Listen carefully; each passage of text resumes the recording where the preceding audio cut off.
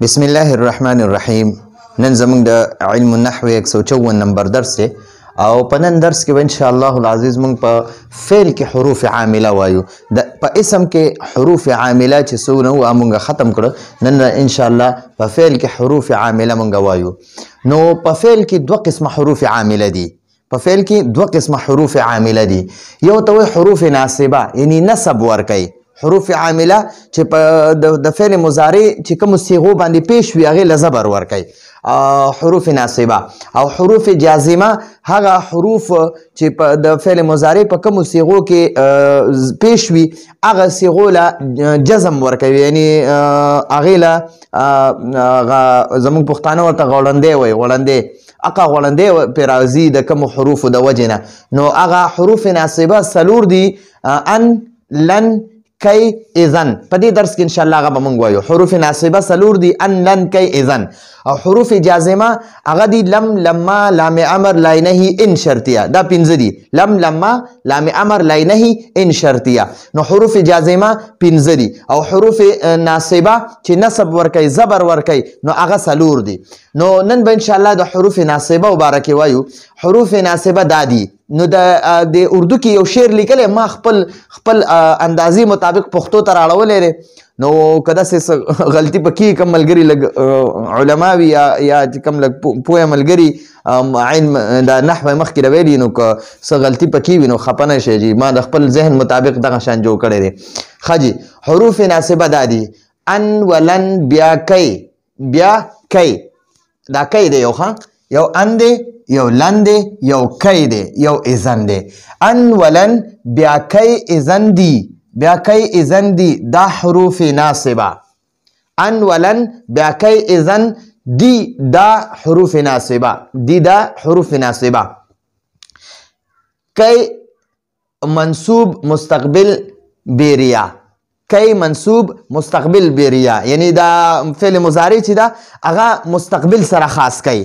دا حروف ناصبه فعل مضارع کې دوه قسمه معنوي: یو د موجوده زمانه معنوي، یو د راتلونکي زمانه معنوي. دا حروف ناصبه دا د موجوده زمانه معنی کټ کی او مستقبل سره خاص کی. نو ګورئ جی د دې مثالونو کې اول مونږ له راکړی دی ان، لکه اريد ان تقوم. نو ګورئ دا قام یقوم، یقوم، یقومان، یقومون، تقوم، تقومان، یقومنا، تقوم، تقوم. دا فعل مضارع ده. دا تقوم اصل کې په دې باندې ضمه وه. د ده نه مخکې ان راغی ان. نو د ان دا ضمه چې کوم پیش و هغه زبر ورکړو. زه درته اوس دلته ټول لیکم انشاءالله پوره ګردان لیکم چې دا حروف ناصبه په دې فعل مضارع په 14 صيغو کې څه تبدیلي راولي. نو هغه ان تقوم. ان تقوم لکه ان فعل سره د مصدر په معنی کې کیږي. فعل سره د مصدر په معنی کې کیږي. یعنی دا فعل نه دی. دا ان نه دی. دا ان چې دی دا فعل د مصدر معنی ته واړی. د قیاما معنی دا کړه هونه، ودرېدل. او تقوم معنی دا ته ودرېږي یا به ودرېږي. تقوم معنی ته ودرېږي یا به ودرېږي. د ان چې دی که نه د ته ودرېږي معنی چې دا د دې معنی دا تیرا کړه هونه، ستا ودرېدل.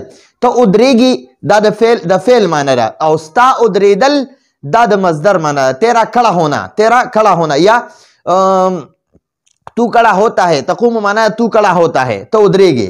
او چې مصدری معنی ته واړی دی ان د وجې نه. د ان د وجې د معنی بیا د مصدر معنی شو د تقوم. د دې فعل مضارع معنی بیا د مصدر معنی ته وړې ده. نو د ده بیا مونږ د ان تقوم معنی به مونږ داسې نه کوو چې ته ودرېږي، بلکې د ده معنی به مونږ د مصدر معنی کوو: ستا ودرېدل. اريد زه غواړم ان تقوم ستا ودرېدل. زه غواړم زه ستا ودرېدل غواړم. د دې دا معنی ده.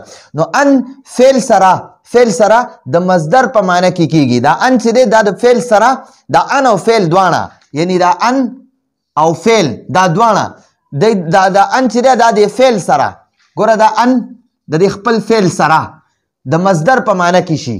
ټیک شوه. یعنی اريد قیامک دا تقوم نما قیامک شي. ټیک شوه.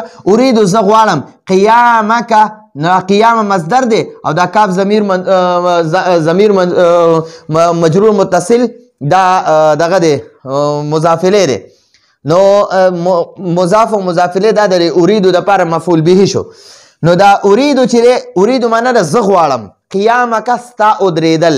قیامک نو د اکا معنی دا ستا او قیام معنی دا ادریدل. نو ستا ادریدل زه غواړم، زه ستا ادریدل غواړم، زه ستا ادریدل غواړم.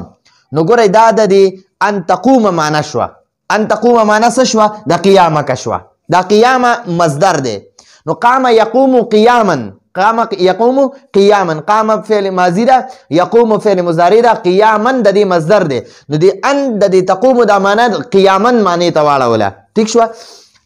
ځکه دې ته ان مصدریه وایي. نو دې ان ته ان مصدریه وایي. زه تاسو ته دلته کې د فعل مضارع ګردان لیکم. ګورئ جي د فعل مضارع ګردان اول دلته کې لیکو ضرب یضرب یا نصر ینصر، ینصر ینصران ینصرون، ینصرون. بیا تنصر، تنصر واحد مؤنث غائب. بیا تنصرانی، تنصرانی، تنصرانی تسنیه مؤنث غائب ده. ینصرنا، ینصرنا چې دی دا جمع مؤنث غائب ده. ټیک شوه؟ نو دا درې د مذکر غائب شوي. ټیک شوه؟ د مذکر غائب او دا درې د مؤنث غائب شوي. او اوس ورپسې درې د مذکر حاضر. بیا یې تنصرانی، تنصرو، تنصر واحد مذکر حاضر. بیا تنصرانی، تنصرانی دا تسنیه مذکر حاضر او تنصرون دا جمع مذکر حاضر. تنصرون. ٹھیک شو؟ بیا واحد دا درې د مذکر حاضر شوي. اوس درې د مؤنث حاضر. تنصرین، تنصرین یو واحد مذکر حاضر، واحد مؤنث حاضر. بیا تنصرانی، تنصرانی دا تسنیه مذکر مؤنث حاضر او تنصرنا دا جمع مؤنث حاضر شو. تنصرنا. ٹھیک شو؟ او انصر دا جمع دا مؤنث حاضر شوي. اوس انصر، انصر واحد متکلم ده انصر او ننصر تسنیه و جمع متکلم ده. ننصر تسنیه و جمع، تسنیه و جمع متکلم. ټیک شو جی؟ نو ګورئ دې کې دا پنځه صیغې داسې دي چې هغې په آخره کې پیش دی. د ینصرو په آخره کې پیش دی. دته وګورئ جی. بیا ورپسې د واحد مذکر غایب په اوله صیغه چې ده په دې کې آخره کې پیش دی. بیا واحد مؤنث غایب تنصرو د دې په آخره کې پیش دی. بیا واحد مذکر حاضر تنصرو د ده په آخره کې پیش دی ده. ټیک شوه؟ بیا واحد متکلم انصرو د ده په آخره کې پیش دی او تسنیه و جمع متکلم ننصرو د ده په آخره کې پیش دی. ټیک شو جی؟ نو دا پنځه صیغې داسې دي. ینصرو، تنصرو، تنصرو، یو ځل ینصرو دی، دوه ځل تنصرو دی. یو تنصرو د مؤنث غایب ده، یو تنصرو د مذکر حاضر ده او یو انصرو یا ننصرو. دا پنځه صیغې داسې دي چې د ده په آخره کې پیش دی. نو دا د پیش والا صیغې چې دي که نه د دې نه مخکې چې دا ینصرو دی چې کله د ده نه مخکې ان ولګې نو دا به شي ان ینصره، پیش له به زبر ورکي. بیا چې کله د دې تنصرو نه مخکې ته ولګې لکه مثلا ګورئ جي دا ینصرو زه دلته ښکته لیکم ینصرو، ینصرو نو د دې ان د وجې دا ان زه دلته لګوم ای ینصره نو دا پیش په چې دی دلته پیش و دا پیش به ختم شي د دې ان د وجې نه دا به زبر شي. نو ګورئ دا تنصرو دی، دا تنصرو زه دلته ښکته لیکم تنصرو نو دلته که ان لګوم نو دا پیش په دا زبر کی. ٹھیک شو؟ تنصره به شي. دا تنصرو دی، تنصرو دلته دا پیش دی. دا ان چې د ده نه مخکې ولګي نو دا به تنصره شي، تنصره. دا انصرو دی، د ده نه مخکې چې کله دلته ان ولګي، ان ولګي نو دا به انصره شي. او دا ننصرو دی نو د ده نه مخکې چې دلته ان ولګي نو دا به ننصره شي، ان ننصره. نو دا ګوره پیش ختم کو. نو د پیش چې کومې صیغې دي په فعل مضارع کې هغې له زبر ورکوي. ټیک شو دغه شان که دا لن د دې نه مخکې ولګي که نه نو دا ینصرو دی دا به لن ینصره شي لن ینصره ټیک شو دا کی دی د ینصرو نه مخکې ولګي نو دا کی ینصره دې له به زبر ورکړي او دغه شانتې اذن دی نو دا اذن د ینصرو نه مخکې ولګوه نو اذن ینصره به شي اذن ینصره نو دا د پیش والا ولا دا څلور حروف د پیش والا ولا زبر ورکوي او چې کمی کې نون اعرابي دی یعنی ینصران ینصرون ینصران ینصرون تنصران تنصران تنصرون تنصرین او دا تنصران نو دی لبا دا د دې اخري دی نون ته نون اعرابي وای نو د دې نه به دا نون اعرابي ختم شي او دو صيغې داسې دي یو ته جمع مؤنث وای دا ینصرنا د ینصرنا او تنصرنا دې دوانو ته جمع مؤنث صيغې وای جمع مؤنث ٹھیک شو او دې ته جمع مؤنث وای دا دوه د جمع مؤنث صيغې دي نو دې کې دا نون اعرابي بلکې دا دې کې یو هم عمل نه کوي دا مبني دي ینصرنا او تنصرنا دې دوانو صيغو ته جمع مؤنث صيغې وای یا ورته نون ضمیر وای د دوانو ته یا نون ضمیر وای د دوانو صيغو ته ینصرنا هغه ټولې ښځې او تنصرنا تاسو ټولې ښځې نو دا غائب او د حاضر جمع چې کومې د مؤنث صيغې دي نو دا مؤنث صيغو ته نه حروف ناصبه څه ویلی شي نه ورته حروف جازمه څه ویلی شي ټیک شوه په دې کې څوک هم عمل نشي کولی نو دا نور 12 صيغې چې دي په دې کې دا پیش والا 15 صيغې چې دي دی نه دا ان لن کوي اذن دی نه دا پیش ختم کی زبر ورکی او دا کم چې دا نور اوه صيغې چې نور کمې پاتې شوي نو د دی دا نون اعرابي ختم کی نو نون اعرابي په 2 صيغو کې دی پیش په 15 صيغو کې دی او پاتې بیا 2 صيغې شوي ینصرنا تنصرنا دې ته نون ضمیر یا د جمع مؤنث صيغې وای خجی نو اوس چې د دې ینصرو معنی ده هغه مدد کوي یا به وکي اوس چې د ده نه مخکې ان ولګي که نه نو د ای ینصره نو د ینصرو معنی وه هغه مدد کوي یا به وکي ای ینصره معنی ده د هغه مدد کول د هغه مدد کول نو د ینصرو د فعل مضارع دا معنی د مصدر معنی ته واړوله تنصرو معنی ده هغه یو ښځه مدد کوي یا به وکي ان تنصره معنی ده د هغې یوې ښځې مدد کول ټیک شوه او تنصرو معنی ده ته مدد کوي یا به وکي ان تنصر معنی ده ستا مدد کول ښه بیا انصرو معنی ده زه مدد کوم یا به وکم ان ننصره د ان چې د انصرو له زبر ورکو که نه د نصب ورکو نو د دې اوس معنی د مصدر شوه نو اوس په د انصره معنی به زه دا نه کوم چې زه مدد کوم یا به وکم د ان انصره معنی ده زما مدد کول زما د چا مدد کول ځکه شو لکه زه مدد کوم یعنی زما مدد کول ټیک شو او ننصرو معنی ده زه مدد کوم یا به وکم او نه موږ دوه یا ټول مدد کوو یا به وکړو ان ننصره معنی ده زموږ مدد کول ټیک شو زموږ مدد کول نو دا د مضارع معنی مصدر ته اړی دا د دې ان د وجې نه اوس دا لن چې دی لن د لن لږ باسي زده کوي لن په فعل مضارع کې درې عمله کوي په فعل مضارع کې اول عمل دا دی چې دا پیش والا صيغو له زبر ورکوي څنګه چې ان زبر ورکو داسې به دا لن هم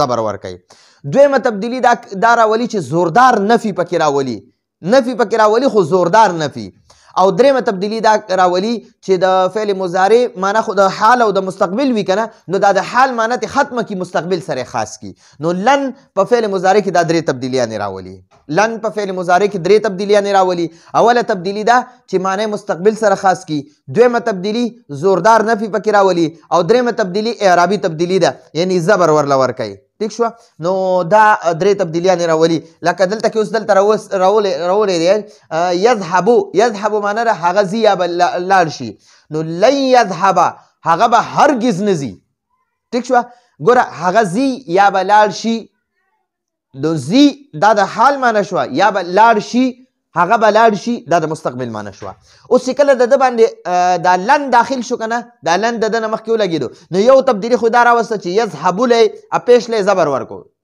نو یذهبه شو یو تبدیلی دا شوه چې پیش زبر کو دویمه تبدیلی د مستقبل معنی سره خاص کو هغه د حال معنی ته ختمه که یذهبو معنی ده هغه ځي دا یو معنی شوه هغه به لاړ شي دا دویمه معنی شوه نو دا هغه ځي معنی به ختم شي هغه به لاړ شي معنی به خاص شي کنه هغه به لاړ شي. او دویمه دا لن چې دی زوردار نفي پکې راولي، هغه به هرګز نه ځي، هرګز نه، نو دا زوردار نفي شوه پکې. ټیک شوه. نو لن چې دی هغه په فعل مضارع کې درې تبدیلیانې راولي. زوردار نفي، پیش چې دی هغه زبر ورکوي، پیش زبر کوي او معنی مستقبل سره خاص کوي. دا درې تبدیلیانې راولي. او بله خبره دا ده چې دا چې کم پیش والا صیغې د هغې له زبر ورکوي او کم نون اعرابي ده هغې نه نون اعرابي ختموي. دا ینصرانې دی، ینصرانې دا به ینصرا شي، د ده نه به دا نون ختم شي. ینصرونه دی دا به ینصرو شي، دا نون به ترې ختم شي. لن ینصرو. او دا تنصرانې دی دا به لن تنصرا. دا تنصرو دی دا به لن تنصرا. تنصراني لن تنصرا، تنصرون لن تنصروا، تنصرين لن تنصري، تنصراني لن تنصرا. نو دا نون به ختم شي. او دا ینصرن تنصرن ما تاسو ته ووي چې دا دې ته جمع مؤنث یا نون ضمیر وي، دا هېڅ کوم تبدیلي نشي یعنې سم په ده کې عمل نشي کولی، دا مبني دي. ټیک شوه. نو ګورئ لن لکه لن یذهب عمرو، لن یذهب عمرو، عمر به هرگز نزي، عمر به هرگز نزي. لن د تاکید او نفي د پاره راځي، لن د تاکید د پاره راځي یعنی نفي تاکید، نفي تاکید یعنی زور پکې پیدا کوي. ټیک شوه. نو خاجي لکه مثلا ګورئ لن یخرج زید من المسجد، لن یخرج دا یخرجو دی، یخرجو دی لن دا پیش زبر کړی دی او معنی ورله مستقبل سره خاص کړی ده. او درېمه تبدیلي چې زوردار نفي پکې پیدا کړی ده. نو لن یخرج زید، زید هرگز، زید به هرگز نه وځي، زید به هرگز نه وځي من المسجد د جومات نه، زید به د جومات نه هرگز نه وځي. ټیک شوه. نو دا معنی مستقبل سره خاص کړه. اوس ګورئ کی لکه اسلمت کی ادخل الجنة، اسلمت کی ادخل الجنة. نو دا کی معنی ده اردو کې وایي تاکې، او مونږ په پښتو کې وایو چې اسلمتو ما اسلام راوړو، ما اسلام قبول کو. کی دې دپاره چې ادخل الجنة ز جنت ته داخل شم. نو دی کی چې دی دی ادخلو معنی ده زه داخلیږم یا به داخل شم. ټیک شوه. نو ادخلو دی پیش دی لام باندې ضمه وي، د دې کی د وجې نه دله زبر میلاو شو، ادخله شو، ادخله. نو اسلمتو کی ادخل الجنة، اسلمتو کی ادخل الجنة. نو دا کی چې دی دا د یعنی دا د اسلمتو وجه معلومه کړه، یعنی جنت ته د داخلېدو وجه معلومه کړه. ټیک شوه. نو دا وجه یعنی بیانوي، دا وجه بیانوي. یاره زه اسلام راوړم، ولې راوړم، څه وجه ده؟ وجه دا ده چې زه جنت ته داخل شم. ټیک شوه. اسلمتو ما زه فرمانبردار شوم یا ما اسلام قبول کو.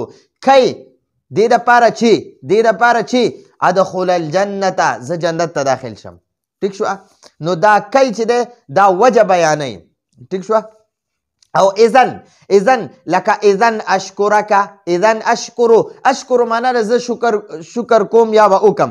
نو د اذن چې دی اذن د اشکرو د را باندې چې کم پیش شو هغه زبر کو، اشکره شو، اشکرک زه ستا شکر ادا کوم، زه ستا.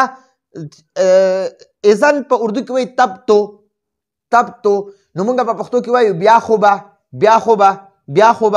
بیا خو به زه ستا شکریه ادا کوم، بیا خو به زه ستا شکریه ادا کوم. لکه مثلا ګورئ زه تا ته وایم چې که ته یعنی انا آتیکه غدن، زه به ستا خواله سبا درځم،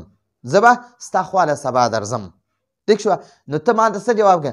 هلکه بیا خو به زه تاله پروګرام کوم، یا هلکه زه خو به بیا تاله اکرام کوم، یا هلکه زه خو به بیا ستا دپاره په کور کې ایسارېږم.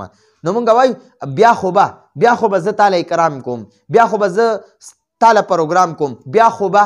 نو دا بیا خو به دا تا ماله د څه په جواب کې راکړه چې ما تا ته ووایي چې یاره زه به سبا درځم، انا آتیکه غدن، زه به ستا خواله سبا درځم. نو ته ما ته خوشحاله شې، ته ما ته هلکه بیا خو به زه تاله پروګرام کوم، چې ته زما خواله راځې نو زه خو به بیا تاله پروګرام کوم، چې ته زما خواله راځې نو زه خو به بیا تاله پروګرام کوم. نو تا ما ته ووایي یا ما تا ته ووایي چې زه خو به ستا خواله درځم. نو تا ماله په جواب کې څه تا ماته په جواب کې څه وویې تا ماته په جواب کې وویې چې بیا خو به زه تاله پروګرام کوم نو دا اذن نه دی اذن اشکرکه د داسې سړي په جواب کې به ویلی کېږي د داسې سړي په جواب کې به ویلی کېږي کوم چې ووایي انا اعطیک دینارا زه به تاله دینار در کوم دینن دا دینارن دی دینارن انا اعطیک دینارا زه به تاله دینار در کوم یا انا آتیک غدن انا اعطیک دینارا نو زه تاته وایم چې زه به تاله دینار در کوم انا اعطیک دینارا زه به تاله دینار در کوم نو ته ماته څه وې اذن اشکرکه بیا خو به زه ستا شکریا ادا کړم نو ما درته ووي انا اعطیک دینارا زه به تاله دینار در کوم زه به تاله مال در کوم انا اعطیک مالا انا اعطیک دینارا ٹھیک شو انا اعطیک کتابا نو ته خوشحاله شو تا ماله جواب راکو چې انا اذن اشکرکه بیا خو به زه ستا شکریا ادا کړم نو وګوره د انا اعطیک دینارا په جواب کې تا ماله اذن اشکرکه جواب راکو ٹھیک شو نو دقه درته وایي چې اذن اشکرکه د داسې سړي په جواب کې ویلی کېږي کوم چې ووایي انا اعطیک دینارا یا انا آتیک غدن په جواب کې اذن اکرمکه نو د اذن چې دی اذن د اکرمه دا اکرمو دی اصل کې اکرمو زه اکرام کوم زه ستا اکرام کوم دا اصل کې اکرمو دی خو د اذن د اکرمو د میمله زمه ختمه که فتحه ورکړه نو دیتا حروف ناصبه وای حروف ناصبه دیتا وای نو دا حروف ناصبه دا سلور دی ان لن کی اذن او دا فعل مضارع باندې داخليږي چې کوم پیش والا صيغه دی اغه زبر ورکي اغه نسب ورکي او چې کوم کې نون اعرابي دی اغه نون اعرابي ختمي او چې کوم د نون جمع مؤنث یا نون ضمیر دیتا نون جمع مؤنث هم وای د مؤنث دی دوه صيغو ته ينصرن تنصرن یا يضربن تضربن یا یشکرنا تشکرنا ٹھیک شو نو دا داسې صيغې دي چې دیتا دا دوه د جمع مؤنث صيغې دي نو دیتا جمع مؤنث هم وای او دیتا نون ضمیر د دوانو صيغو ته وای نو راتلونکي درس کې به ان شاء الله په فعل کې چې کم دا حروف جازمه دي حروف ناصبه خو هغه مونږ وی حروف جازمه دي چې کم جزم ورکي فعل مضارع لا نو ان شاء الله العزيز راتلونکي درس کې به د حروف جازمه او باس کو راتلونکي درس پوری اجازه غواړو هذا هو المرام والله اعلم بحقيقة الكلام